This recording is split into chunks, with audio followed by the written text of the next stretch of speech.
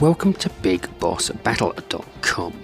My name is Removal Sanity, and today we are looking at Stereo Aereo from developer the Stonebot Studios, and this is on the Xbox One X. So what is Stereo Aereo? The game itself is a rhythm-driven space arcade shooter that is inspired by the music from the 80s. Set in a comic-style sci-fi universe, it's your job to get a space rock band called Stereo Aereo to their concert. The game itself comprises of a story mode which has 8 different levels and an arcade mode which also has the same 8 different levels. Now, the arcade mode only unlocks these levels as you progress through the story. It also has 3 different characters for you to choose from. However, you cannot change these characters on the fly between levels, so you have to choose a character and go through the entire story and then go through another character and do the same thing again there. Arcade mode is really only there for you to try and get the best high score possible on its online leaderboard. And this leads me on to the gameplay. Now, the gameplay is very simple but can be very challenging.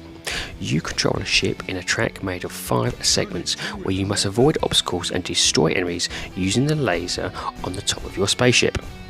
There is also 3 bars across the track. Now, if you can shoot and destroy the obstacle or enemy within these 3 bars, this gives you the highest score and helps you build up a combo counter.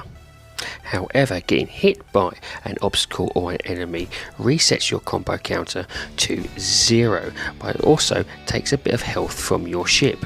Getting too many hits will destroy your ship and making you restart the stage again. The idea is to build long combos and stacks to get very high scores and get through the level pretty much unscathed. Now, most rhythm games don't actually have a story, and it's nice to see that this has been added in this particular instance. Between the levels, you get a comic book styled visual representation that tells you the story and progresses you forward as you continue on. You take control of 3 different band members: Rock Rocket, Harmony Reef and Sold Old Orleans, and basically as you progress you'll meet different enemies. Basically these could be deadly robots, asteroids and police, but it's a nice little touch which is not normally found within these sort of games. Yes, the story is quite simple and a bit basic, but again, it was nice to see something from the norm. Another nice little touch is the inclusion of bosses. Now, these bosses can be very challenging, but it helps break up what can be a little bit monotonous in terms of just going down through a level and avoiding obstacles or enemies. These bosses do provide you with a nice break between certain levels, and they do provide you enough of a challenge to really get your teeth into it. Now, whilst the game is fun, I did have some issues with the control system. There is no tweaks to try and set up the perfect responsiveness for your controller, and so I had a few problems when trying to maneuver my ship. I felt that I'd press the button or move the twin sticks quickly, and the ship would pause almost about a second or 2 later trying to get out the way. So for instance, I'd move left, right really quickly, and my ship would only move left twice, and therefore I end up dying more often than not, simply because I felt that the actual responsiveness of the control system versus what I wanted to do wasn't carefully matched up enough. Another slight issue I found with the game was that some of the levels were just a bit too long. I would find myself just getting to the very end of a level and then making a stupid mistake and dying completely and having to restart the entire level again. Now, if you do this 2 or 3 times, you're going to end up thinking this is a bit too much of a grindy game. However, this could simply be rectified with just adding a few more checkpoints to certain levels. And this leads me on to the graphics. The game has stunning visuals. They are really bright and colourful and is a clear homage to the 80s sci-fi. It's perfect when it comes to the cartoon graphics, which helps tell the story as you progress through the game. But there is also a slight problem because of its neon design, and this is the ability to distinguish enemies and obstacles.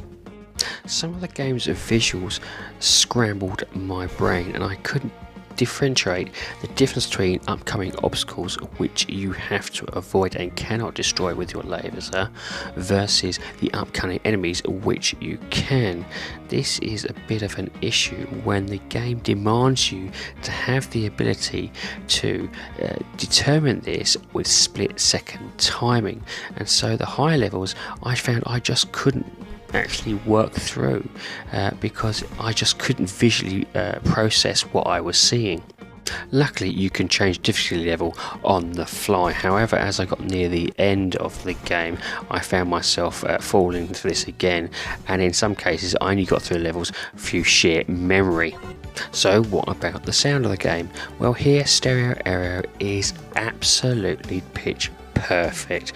The actual music of this is fantastic. You have a variety of tracks that go from glam to folk to heavy. This is truly a diverse rock and roll playlist, and it is a joy to listen to. If I could just listen to the music on its own without playing the game, I would. It is beautiful and it really helps you bob along playing the game. The actual voice work is actually really good as well, and it does suit the characters upon which they play. This is probably better on the TV than actual headset. I actually found on my TV that it was a little bit more crisper than I actually was playing through the headset. Overall though, it's pleasing to the ears and something that I'm pretty sure most people will enjoy. So what did I think about the game? This game is a bit of a mixed bag, I found, and so I'm going to give this an okay, and this is for the following reasons. I did enjoy playing this game, however at later levels did start to become a bit of a grind. I felt this sound is fantastic and it is really beautiful to listen to and is a real head banger. I did have a few issues with some of the graphics on certain levels where they're blending in and I couldn't discern certain things. That could be just me, or it could physically be the actual graphics of the game. I also had a few issues with the controller settings in that they weren't as responsive as I'd like, so I found myself dying unnecessarily because I would move the joystick and then it maybe like a second later the ship would move as well, but this can be patched.